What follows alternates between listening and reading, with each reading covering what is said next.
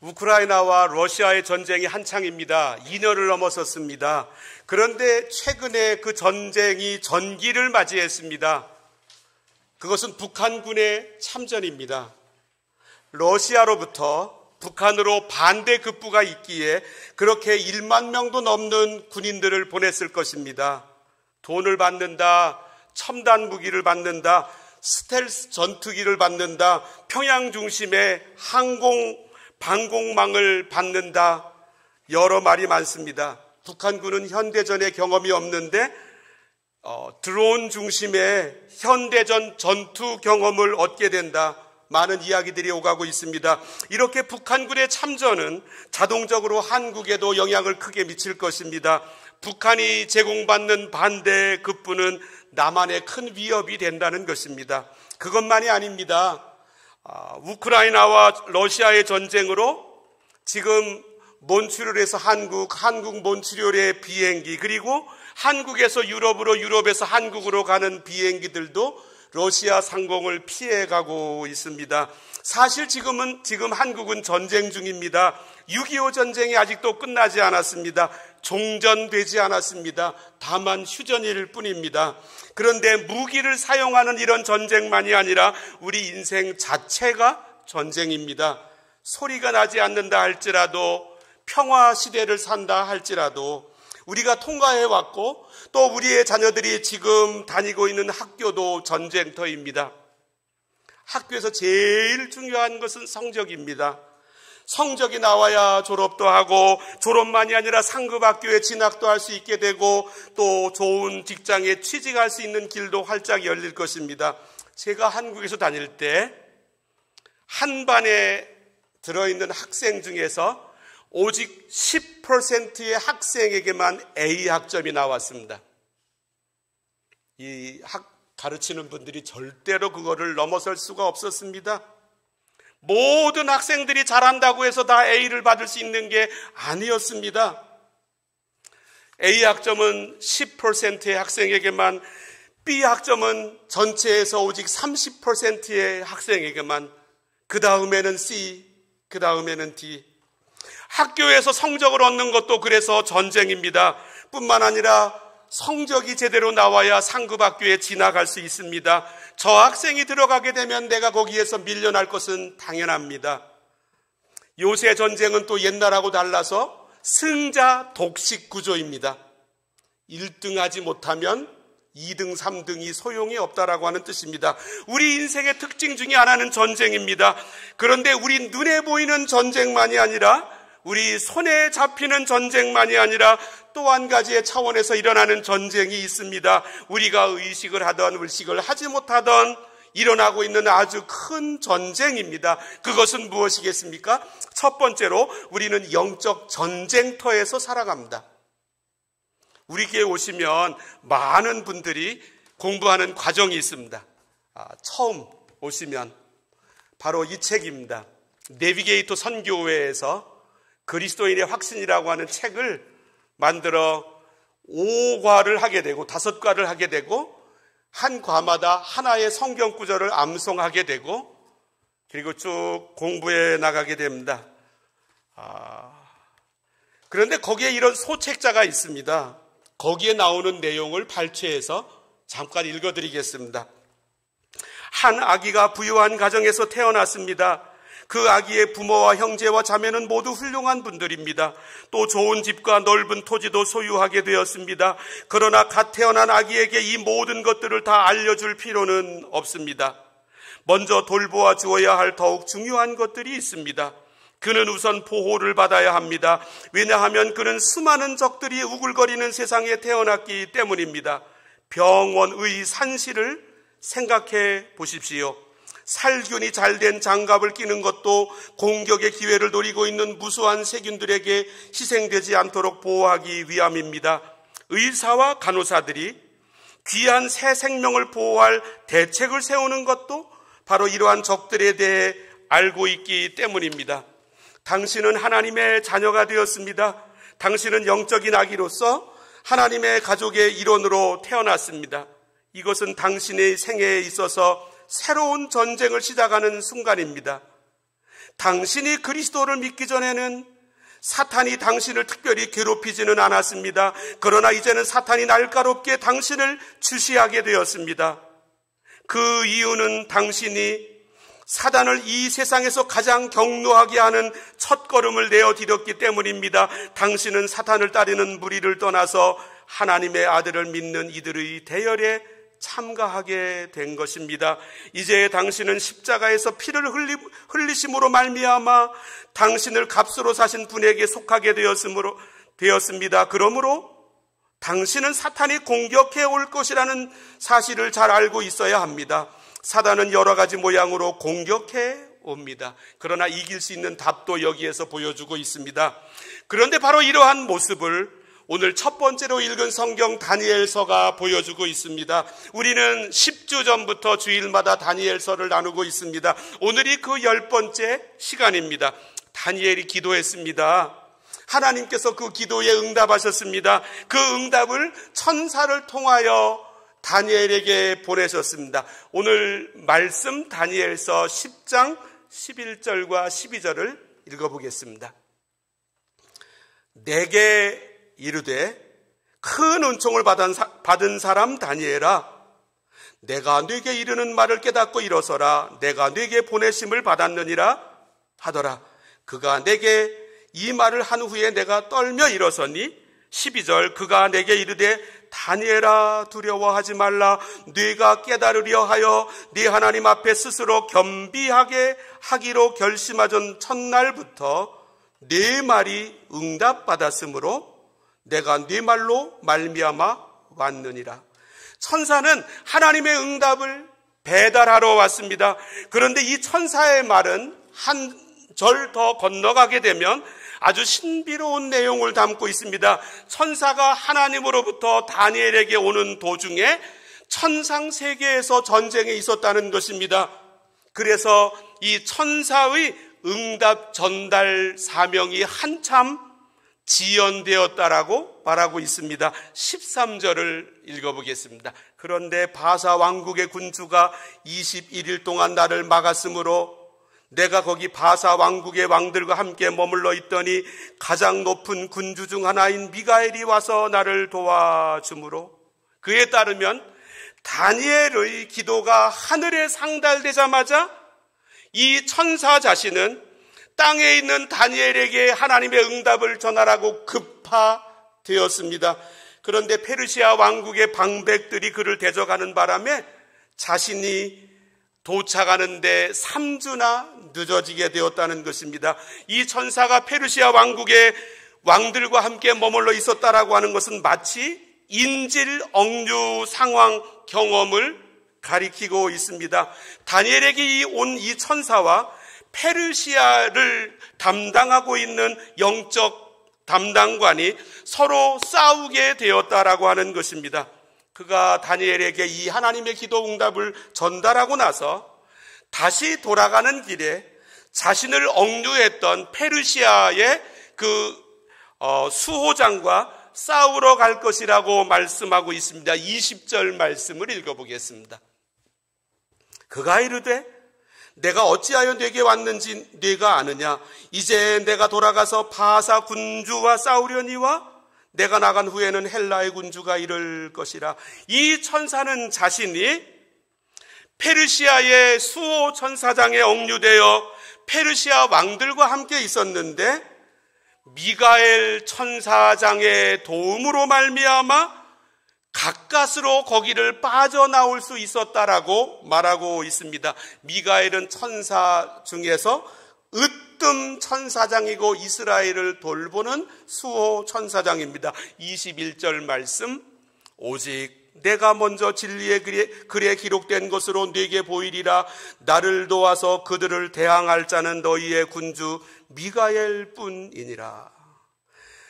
기도 응답을 배달하고 있는 이 천사는 강력한 원군인 이스라엘을 섬기고 있는 미가엘 천사의 도움이 없었더라고 한다면 자신의 임무 수행을 성공하지 못했을 것이라고 말씀하고 있습니다.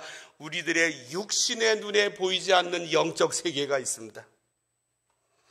이 영적 세계 안에는 큰 권세를 가지고 있는 존재들도 있습니다. 거기에는 하나님 편에 속한 존재도 있고 반대편에 있는 존재들도 있습니다. 이 두 편과의 전쟁의 결과가 이 땅에 있는 나라들의 전쟁의 결과에 영향을 미치게 된다는 것입니다. 페르시아 수호 천사장의 패배는 이 땅에 있는 페르시아 왕국의 패배로 연결된다라고 하는 것입니다. 먼저 하늘에서 전쟁이 벌어지고 난 다음에 하늘 전쟁의 진쪽이 섬기고 있는 나라가 이 땅에서 패배하게 된다라고 하는 것입니다. 사도 바울도 에베소서 6장에서 비슷한 말씀을 하고 있습니다. 끝으로 너희가 주 안에서와 그 힘의 능력으로 강건하여지고 마귀의 관계를 등이 대적하기 위하여 하나님의 전신 갑주를 입으라. 우리의 씨름은 혈과 육을 상대하는 것이 아니요 통치자들과 권세들과 이 어둠의 세상 주관자들과 하늘에 있는 악의 영들을 상대함이라. 그러므로 하나님의 전신 갑주를 취하라. 이는 악한 날에 너희가 능히 대적하고 모든 일을 행한 후에 서기 위함이라. 우리에게는 육신의 눈이 있습니다. 육신의 귀도 있습니다. 그리고 손과 발도 있습니다. 그렇다 보니 육신의 눈에 보이는 것만이 전부라고 생각이 될 때가 많습니다. 우리 육신의 귀에 들리는 소리만이 이 땅에서 움직이는 소리의 전부라고 생각될 때가 많습니다. 그래서 저 사람만 크게 내 눈에 들어옵니다. 저 일만이 내 눈에 크게 들어옵니다. 이 장소만이 내 눈에 크게 들어옵니다. 특별히 우리의 감정이 갑자기 이상한 방향으로 뜨거워지기 시작하면, 내 감정이 불편한 쪽으로 움직이기 시작하면 육신의 눈에 보이는 것, 육신의 귀에 들리는 것, 내 손에 잡히는 것만이 전부라고 생각하는데 확신이 생깁니다. 이 일은 저 사람과 나만의 관계는 아닌데 저 사람하고 나 사이에 영적인 존재가 움직이고 있는데 그 존재는 보이지 않고 저 사람과 나만의 관계라는 생각 속에서 나의 감정이 격화될 수 있습니다. 지금 이 땅에서 벌어지고 있는 일들을 볼 때 나만 보이고 세상만 보이기 때문에 세상과 내가 여기에 존재들의 전부인 것 같이 보이는데, 그래서 세상이 크게 보이고 나는 아주 왜소하게 보일 수 있게 될 수도 있습니다. 그렇다 보면 하나님께서 하시는 놀라운 일들을 우리가 놓칠 가능성이 매우 많아집니다. 바울은 말씀합니다. 우리들의 눈에 보이는 것, 귀에 들리는 것, 우리 육신의 손에 잡히는 것만이 전부가 아니다. 그 너머에 영적 세계가 있다. 아이가 태어나는 병원의 산실을 담당하고 있는 의사의 눈에는 아기만 눈에 오지 않습니다. 육신의 눈에 보이지 않아도, 귀에 들리지 않아도, 손에 잡히지 않아도 분명히 존재하고 있는 세균의 공격이 그의 마음에는 분명히 자리 잡고 있습니다. 그래서 그 병원의 산실을 세균의 감염으로부터 보호해야 한다는 생각으로 가득 차 있습니다. 우리 눈에도 영적인 세계를 보는 눈이 열려야 합니다. 오늘 본문을 보면 다니엘이 기도했습니다. 하나님께서 그 기도에 응답하셨습니다. 그래서 천사를 통하여 하나님의 응답을 보내셨습니다. 그런데 악한 영적 존재가 하나님의 응답 전달 천사를 가로막았습니다. 미가엘 천사장의 도움으로 응답 배달 천사가 그 전쟁에서 이기게 되었습니다. 그래서 다니엘에게 찾아와 응답을 알렸습니다. 왜? 이 악한 영적 존재는 응답 천사가 다니엘에게 찾아가는 길을 막았을까요? 두 번째로, 영적 전쟁의 한복판에 기도가 있습니다. 아이가 태어나는 병원 산실이 전방위적으로 세균에 노출되어 있는 것처럼 우리의 인생 전반도 악한 세력의 영적인 세력에 노출되어 있습니다. 그런데 그 악한 영적 세력이 우리를 향하여 크게 공격하는 영역이 있습니다. 그것은 바로 기도입니다. 왜 그렇습니까? 우리의 신앙생활에서 기도가 우리의 영적 생명을 움직이고 있기 때문입니다. 군인들을 한번 생각해 보십시오. 요새 한국의 군인들 병장쯤 되면 한 달에 200만 원 받는답니다. 야, 대단합니다. 그 200만 원 넘는 돈을 가지고 한번 생각해 보십시오. 훈련이 없는 군대, 사격이 없는 군대, 총을 주지 않는 군대, 얼마나 멋집니까? 하는 일 하나도 없으니까. 만약에 우리에게 기도가 없다면 신앙생활에서, 영적 생활에서 총 없는 군인, 사격 없는 군인과 다를 바가 무엇이겠습니까? 우리 그리스도인들에게는 기도가 생명입니다. 하나님께서도 이렇게 보십니다. 어떤 분 집에 이제 제가 가끔 신방을 가기 때문에 어떤 분 집으로 신방을 가보면 가끔 금태가 둘러져 있는 접시나 그릇에 과일이나 음식을 내어 가지고 오시는 분들이 계십니다. 이분들은 그런 그릇들을 가지고 있어도 평상시에 그런 그릇에다 음식을 담아 드시지는 않는 것 같습니다. 그러다가 손님이 오시면 그 손님이 내게 너무나도 존귀한 분이라고 하는 마음을 표현하고 싶어서 금그릇에, 금이 칠해져 있는 음식에, 이 접시에, 그릇에 음식을 담아 대접하십니다. 그런데 하나님께서 우리의 기도를 대하실 때도 바로 그러하십니다. 하나님께서 천사를 우리들에게 보내십니다. 우리의 기도를 받아오게 하십니다. 그리고 우리의 기도를 받아오도록 천사들에게 그릇을 달려서 보내십니다. 그 그릇이 어떤 모습인지 요한계시록 5장 8절은 이렇게 말씀합니다. 그 두루마리를 취하심에 네 생물과 24장로들이 그 어린 양 앞에 엎드려 각각 검은 고와 향이 가득한 금대접을 가졌으니 이 향은 성도의 기도드리라. 향이 가득한 금대접을 가졌으니 이 향은 성도의 기도드리라. 하나님께서 천사에게 들려서 우리 사랑하시는 우리 자녀들의 기도를 받아오라고 보내실 때 그들의 손에 들려보낸 그릇은 금그릇이었습니다.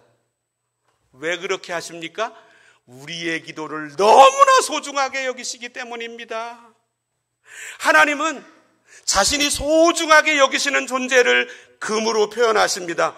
반모섬에 있는 사도 요한에게 보여주신 교회의 모습을 이렇게 말씀합니다. 요한계시록 읽어보면 몸을 돌이켜 나에게 말한 음성을 알아보려고 돌이킬 때에 7 금촛대를 보았는데, 여기 교회의 상징입니다. 그런데 7 금촛대를 보았는데 촛대 사이에 인자 같으니 예수님께서 계시다라고. 이 말씀은 예수님의 눈에 교회만큼 소중한 존재가 없습니다. 이 땅 사람들이 교회를 아무리 우습게 본다 할지라도 하나님은 사랑하시는 우리들에게 천사를 보내십니다. 그리고 우리의 기도를 금대접에 받아 가지고 가게 하십니다. 이 선물을 하나님 앞에 얼마나 보여주십니까? 하나님은 우리의 기도를 이렇게 소중하게 여기시고 그리고 우리의 기도에 대한 응답을 보내십니다. 하나님은 우리의 기도를 우리 신앙생활의 핵심 중에 핵심으로 보십니다. 이와 마찬가지로 우리의 영적인 대적도 사탄도 우리의 신앙생활에서 인생에서 이 한 가지만 공격하면, 이 한 가지만 붙들어 놓게 되면 그 사람을 이길 수 있다라고 생각합니다. 그래서 우리의 기도를 방해합니다. 우리의 기도를 좌절시킬 수만 있다라고 한다면 사단은 다른 걱정을 하지 않습니다. 예수님께서 기도하실 때 그래서 사단이 찾아왔습니다. 방해했습니다. 40일을 밤낮으로 금식하신 후에 줄이신지라 시험하는 자가 예수께 나와서 이르되, 꼭 기도할 때, 예수님께서도 기도하실 때 사단이 찾아왔습니다. 예수님의 기도를 방해할 수 있다라고 한다면 예수님도 별것 아니겠다라고 하는 생각이 그에게 있었기 때문입니다. 그래서 우리가 기도를 시작하게 되면 아주 이상한 일들이 많이 나타납니다. 온갖 방해가, 온갖 생각들이 우리를 사로잡기 시작합니다. 아주 신비합니다.